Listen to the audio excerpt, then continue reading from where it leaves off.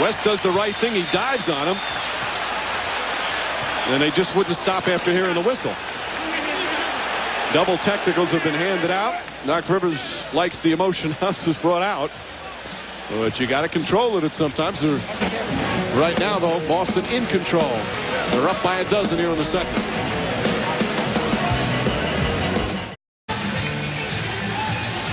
Eddie House, Delonte West hit with double technicals after getting a little carried away on their held ball situation.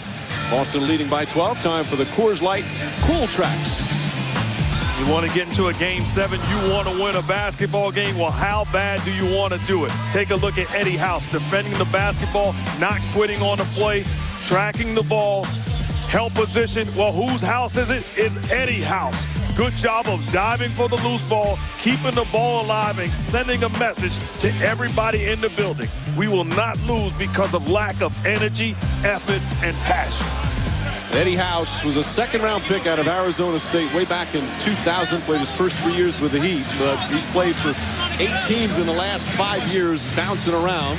Miami, the Clippers, Charlotte, Milwaukee, Sacramento, Phoenix, New Jersey, and now his first year in Boston, signed as a free agent back in August. They love his locker room presence as well. He's one of those guys, he's always upbeat. He always has energy. But no one has trusted him yet consistently in the playoffs. Everyone plays him in his role in the regular season. This may be his personal breakthrough for someone to trust him throughout the playoffs. He was a big-time scorer in college.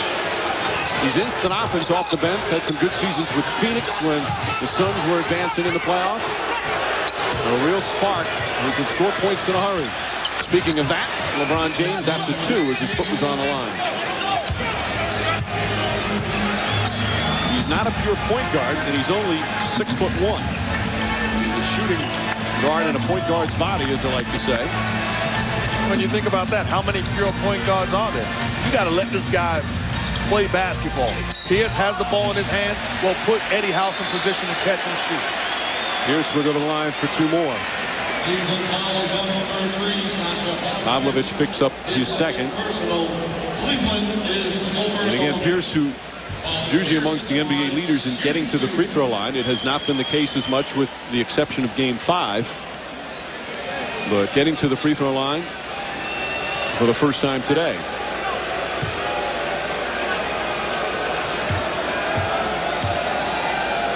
LeBron James having a little courtside chat with some fans here along the sideline as he gets the first. NBA playoffs on ESPN continue Tuesday night on ESPN at 8 Eastern. The NBA Draft Lottery, and then Game 1 of the Eastern Conference Finals. It's either going to be Detroit here in Boston or Cleveland in Detroit. As Pierce knocks down the second one. 12-point lead with 5 minutes to play in the second. Pistons getting a lot of rest while they watch these two teams go at each other. Wallace, Pavlovich, bumped by Pierce, count it and 1. Tough move from Pavlovich, and he's got a chance for a 3-point play. Good aggressive move by Pavlovich, but you see the problem with having Ben Wallace on the floor offensively. He does not have to be defended. There's no concern about him scoring, but give Pavlovich credit. Catches the basketball in position to attack, gets the foul and the basket. It's been an injury-riddled year for Pavlovich. We mentioned that ankle injury late in the regular season. Wearing that brace around the left ankle. He can score. Good 3-point shooter, can take it to the basket. Nice feed, Perkins inside. Paul Pierce doing a little bit of everything. Yeah, that's why you don't need a real point guard on the floor, because Paul Pierce has the basketball in his hands and he's making great decisions. That time gets trapped, finds Perkins. James, a long 3. Wallace, the rebound. Wallace has played in more Game 7s than anyone on the Cavaliers. Can't get it to fall. He thought he was hit. Posey trying to get away from Wallace.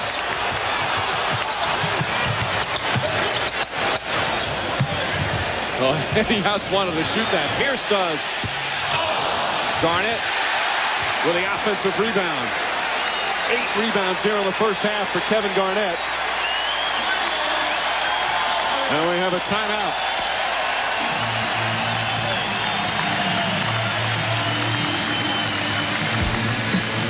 And you see, Paul Pierce has been the best player this half. On both ends, you can make the case. But offensively, pick and roll comes. Big man slashes to the hoop. Good find, puts him in position to prosper.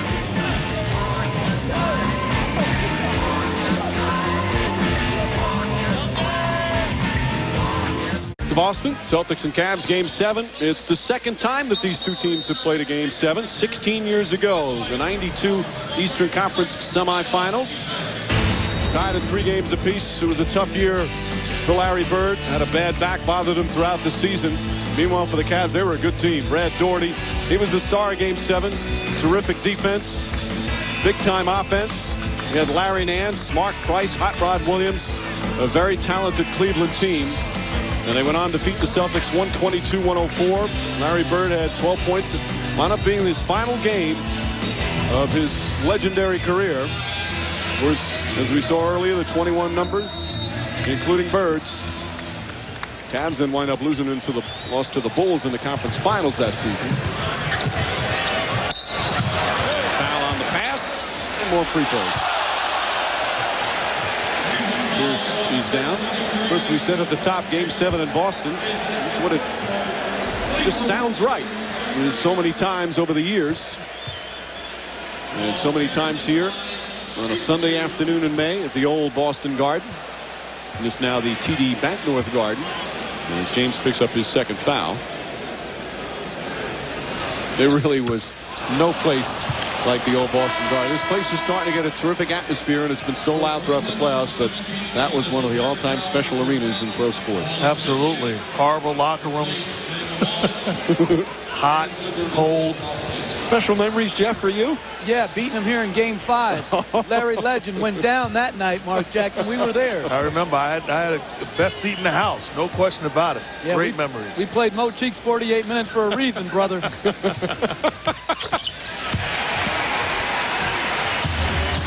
But it was wonderful. Patrick Ewing, corner 3 to seal it. Oh. Right now, the Celtics, their largest lead in the first half. With 3.5 remaining in the second. Ray Allen now guarding James. Very interesting. They don't have Paul Pierce guarding James as much tonight. When Posey was in the game with Pierce, they had Posey guarding him. Now Ray Allen. James in a lot of pain, it appears. Perkins is called for the foul. It's 3 on Perkins. He just, yeah, you look at him. He looks indestructible. Like nothing would hurt him.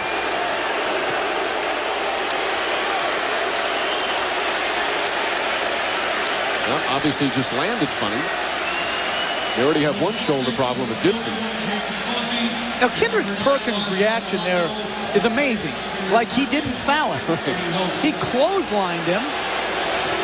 If you want to have some credibility with the refs, you can't argue those obvious calls. The scary thing is I really believe he thinks that he didn't foul. No, he's still complaining on the bench. He's upset with the call. It's a foul. It might be a double foul. My. Say it, Mark. Tell him. You're better than that. No question. Kendrick Perkins, are you kidding me?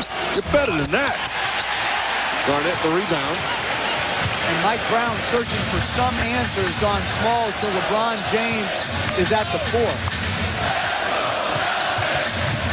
The Cavaliers have 28 points in the first half.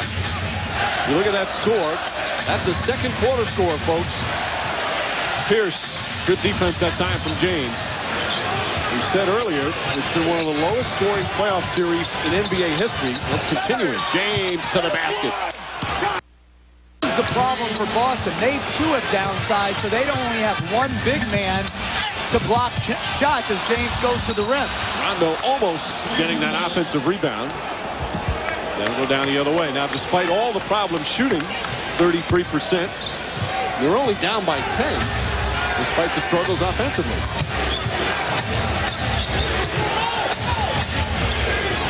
Varejao making an 8-point deficit. That's the interesting part. You talk about an 8-point deficit to a team that has LeBron James. So they're not going to find problems getting baskets. If you're the Celtics, you have to stay solid offensively. Garnett. Pierce, wide open three. Bang! Lead back to 11. That's how you stay solid. Good old-fashioned basketball. Garnett on the block, inside, outside attack. 22 points for Pierce.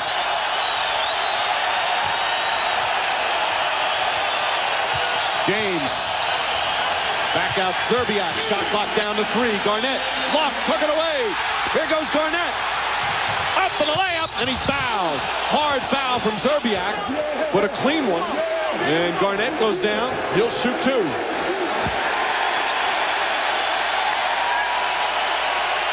Three fouls on Szczerbiak.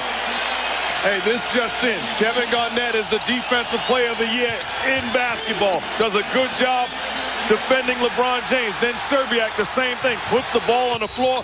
Good hard foul by Szczerbiak. But the energy and passion defensively of Garnett. To me, to be consistent, that's a flagrant foul. You think so? Without question. The way the flagrant one is called, Garnett's being penalized for being bigger. And if that was a smaller man and would have fallen harder, that's a flagrant foul. I think that's a flagrant foul. Let's take a look again as Garnett misses the first. I'm not saying it's a dirty play. I'm saying it's unnecessary contact. That is a wind-up and a follow-through. To me, that's a flagrant foul. So you're saying that if you had the basketball on the break, that's a flagrant foul because you would be in the 4th row right now. I would have been in that stanchion. They would have had to be scooping me up. That's a good play by Wally Szczerbiak. Not agree. giving up on the play and going to not allow KG to get a 3-point play. Think it, and it saved them a point. Garnett 1 for 2. Lead back up to 12. Under 2 minutes to play here in the second. Damon Jones back in again.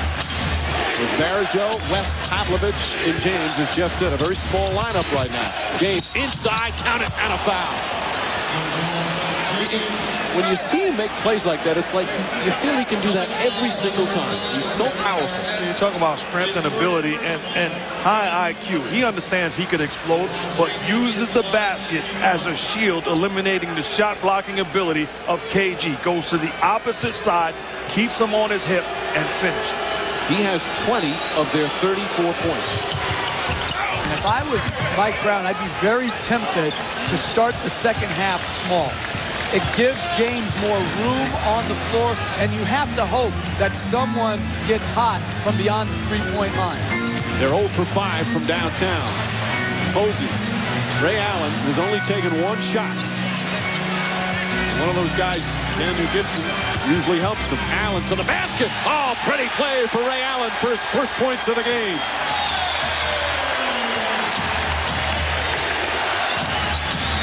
They have smothered him on defense as Garnett greets some fans along the sideline.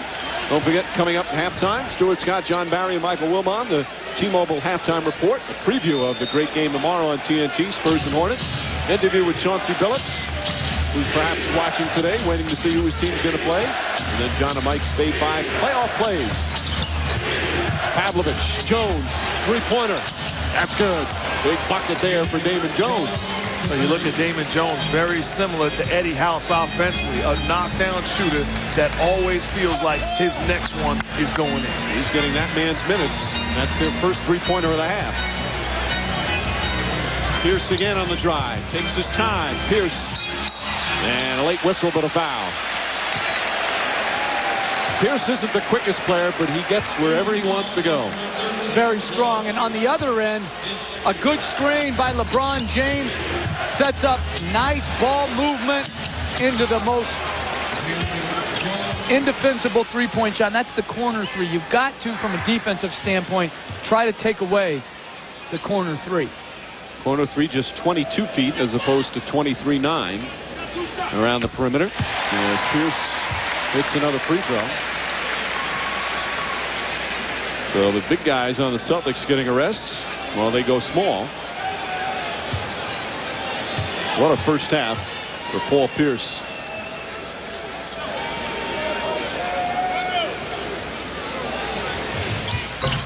Gets the second one. Pierce in this series averaging just 16 points a game. He's got 24 in the first half.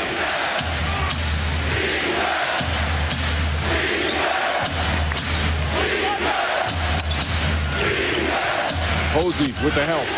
Good ball denial. Stolen by Pierce. Pierce to the basket. Foul again as he goes crashing into one of the cameramen, and he's shaken up on the play.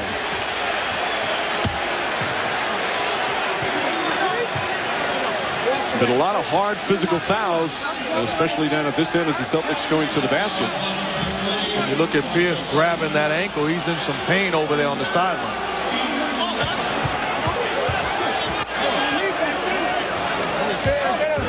So they're going to take his time helping him up. Eddie Lacerte, their longtime head athletic trainer, checking him. Sam Cassell, Coach Cassell out there. And he's shaken up on the play. 22nd timeout, Celtics. So they call the foul on Pavlovich from behind. That's his third. A little bit of everything, the ankle, the hip, everything, but Pierce, he's a gamer. Those are the type of guys, if somebody has to get hurt, you want it to be a gamer that's not going to quit. So they'll take a timeout, and we'll be back.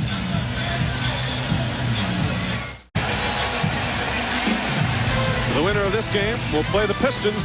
Eastern Conference Finals starts Tuesday. Will it be here in Boston, or will it be in Detroit? And they go every other day, Tuesday, Thursday, Saturday, and then next Monday, Memorial Day, on ESPN and on ABC.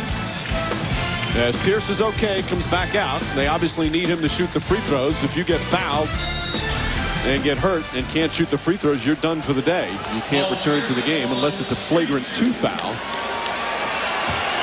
So that's why they call the 20-second timeout. Give him time to gather himself.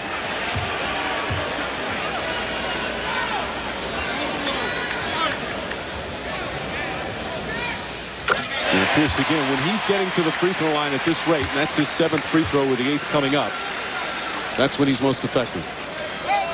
You know, Doc Rivers also said another thing as far as LeBron James. There's one defense that they have not done yet, and you can sense them doing it already in this first half. Double teaming LeBron James. Kevin Garnett is playing center field in position to help at all times when LeBron has the basketball. 26 for Pierce here in the first half. Shot clock is turned off, and LeBron James will hold it for the final shot of the period.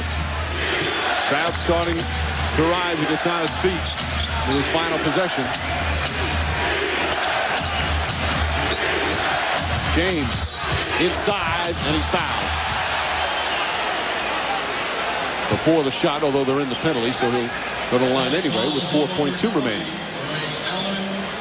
But again, because of the switch, he got a more favorable matchup with Ray Allen. Ray Allen stood on his side, then he drove him and got to the free throw line. And I think both teams are doing enough switching so that if you are intelligent offensively, you can get the matchups you want. LeBron James saying after Game 6, I'm not ready to go home yet. Trying his best to keep his team from losing here this afternoon. Well, Damon Jones set the pick on the ball. They switched it. LeBron James goes by Ray Allen and gets to the free throw line.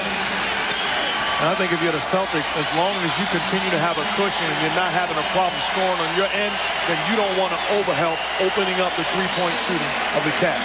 Pierce gets an ovation. Pierce has played his entire 10-year career here in Boston. He's going to go back and start getting that ankle checked. James hits a pair. So James, meanwhile, we talk about Pierce. James has 23. Rondo, a three-pointer. And that will end the first half. A terrific one for Paul Pierce, although a little shaken up as the second quarter comes to an end. He poured in 26 points on 8 of 15 from the field. Meanwhile, LeBron James, not bad himself, with 23 points. Meanwhile, big play off the bench for the Celtics. He got some help, including from Eddie House, who's with Michelle. All right, not only Eddie, but his little boy Jalen, who's jumped into this picture. Hey, Eddie, the energy out there was exemplified by your diving play to steal the ball or to get the ball. How would you describe what's going on out there with you guys, energy-wise? Well, we don't want to lose. You know, we have a goal of winning the championship, and the only way you do that is stay alive and win this Game 7 and go on to the Eastern Conference Finals. And so got to leave everything out on the court. We got the rest of the day to rest. We got tomorrow to rest and get ready for Detroit if we get this win. So we got to leave it all on the floor, and that's what our focus is. And I think it's like that from top to bottom. You know, Cleveland, they've struggled, but they're really not. They're still in this game. It's not put away yet. So what do you need to do second half? I think we just play a little harder. We play hard, but I think we could play harder, execute on offense a little bit better, keep LeBron away from the basket, and I think we'll get a win if we do that. Thank you, Eddie. Welcome. After the break, Stuart Scott, John Barry, Michael Wilbon, the T-Mobile halftime report to preview the big Game 7 tomorrow in New Orleans. Hornets and Spurs for the right to face the Lakers. Chauncey Billups and the Pistons are awaiting the winner of this game. We'll hear from Chauncey. And then John and Mike's Day 5 playoff plays all coming up on the T-Mobile halftime report. Game 7 in Boston. Celtics and the Cavaliers trying to advance to the conference finals. 2 quarters complete. Boston with a 10-point lead.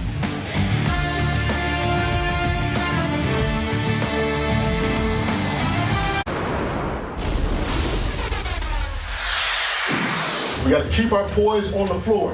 Keep that look in your eyes with the poise. Plenty of time.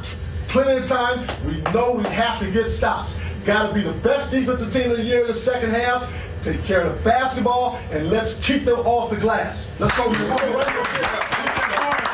Hey guys, listen. What's the keys? Defensive rebounds and offensive rebounds. Dominate the glass. And pressure. Ball pressure is the next key. All right? And keep running. Keep running. You got to get effort. 1, 2. For one of these teams, it'll be the final half of the season. For the other, it's advanced to the conference finals. Halftime of Game 7 from Boston. And the Celtics with a 10-point advantage as we get set for the third quarter. The AT&T first half stats. Excellent Celtic defense, including 3-point. Both teams getting to the free throw line a decent amount in that first half. Rebounding, a very key statistic in this one. It was just the opposite in Game 6.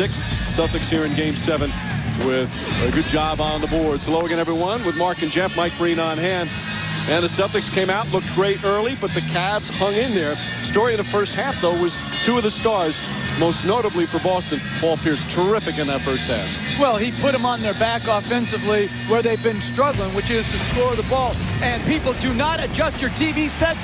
It's just smoky. It has nothing to do with Paul Pierce being on fire. He got it off a pull-up, then he ran the pick and roll to perfection here.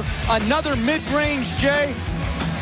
Again, stringing out Ilgauskas. LeBron James has a little trouble negotiating the screen and gets an fortunate bounce. And then this, a very improved Paul Pierce, ball handling wise.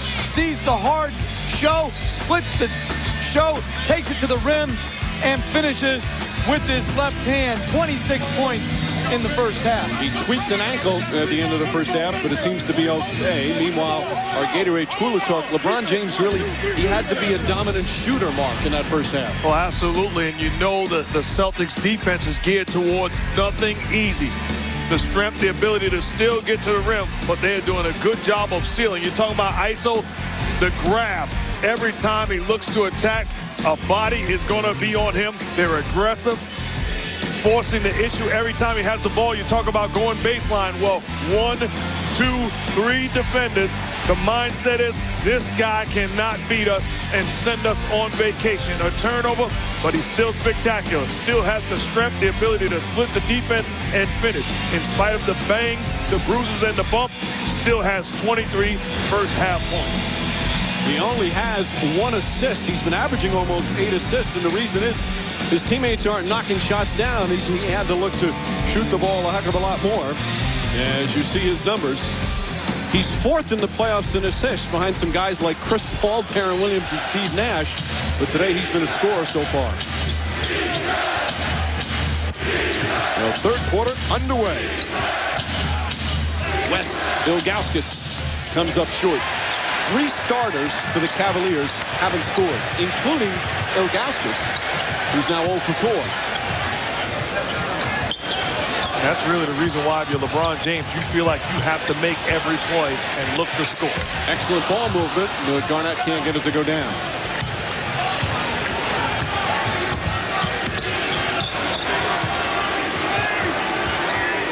When you look at Pearson James, and we talk so much about their low shooting percentage, Jeff, do you think the fact that these guys have been guarding each other and doing it so hard with such intensity that it's taken away from their offensive games a bit? Or is that a cop-out? It could be. No, it could be. But I think a lot to do with James plays with Ben Wallace, who is not an offensive threat, plus some other guys who are not shooting well. So he has to do so much to try to create his own shot. And then on the other end, Pierce has Rondo and Perkins, who are not adept at scoring the ball. So it puts a lot of pressure on those two guys. Zerbiak picks up his 4th foul, trying to deny Ray Allen as we check in with Michelle Tafoya. Well, Mike, it did look like Paul Pierce tweaked his ankle when he took that hard foul late in the first half, but Celtics officials tell me he has a bruised left quadricep. He's obviously able to play. He came into this game with a sore left hip, so now that whole left side is somewhat problematic, but obviously he's out there, Mike. Hey, I said ankle. Well, that was close. It's a quad. Well, Coach makes a good point when you talk about Rondo and Perkins, but they're not liabilities offensively. Ben Wallace does not have to be defended. Perkins now is just roaming the whole area. James drives down the other end and puts it in. Out of foul. Bad pass from Perkins on the offensive end led James to bring the Cavs within 8. Good to be young. You talk about the size, the strength, active defensively, and then grown man move. Does not feel the contact, gets all the way to the cup. And on that play, Rondo's got to put his body in front of the ball versus reach and grab. Bennett Salvatore says it's going to be Cavs ball, so Garnett could not control the missed free throw. And another possession.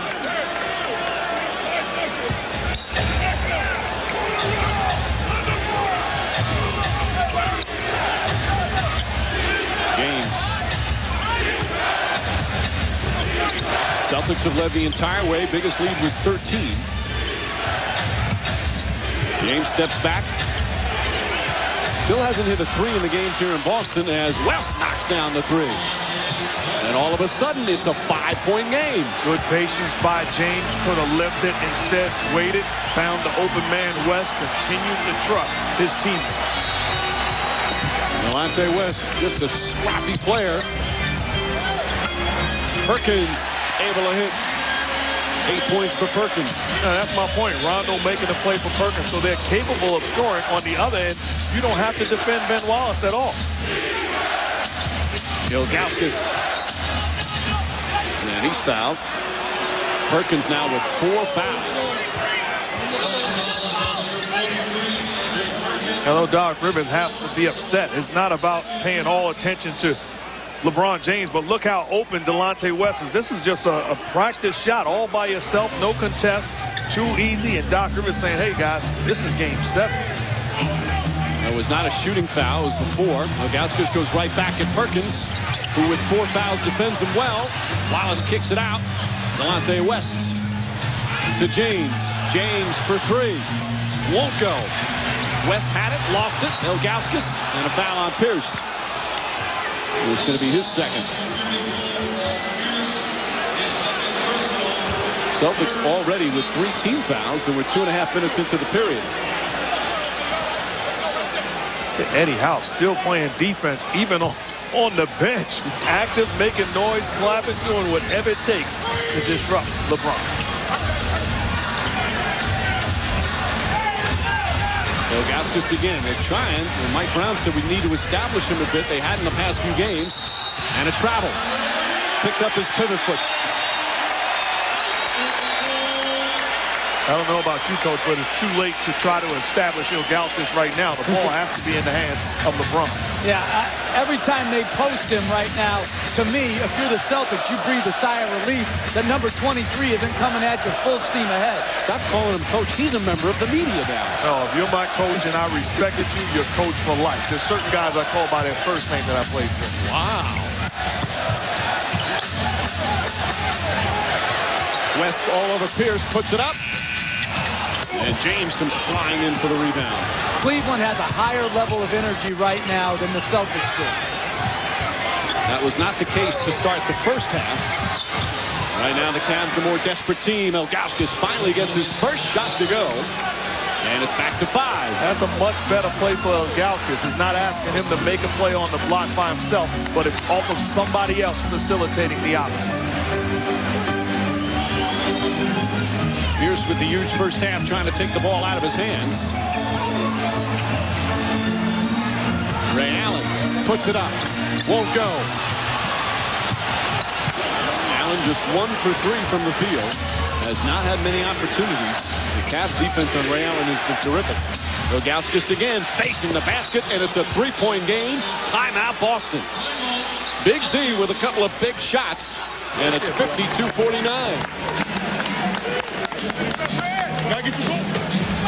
Well, 9-2 run for Cleveland to start.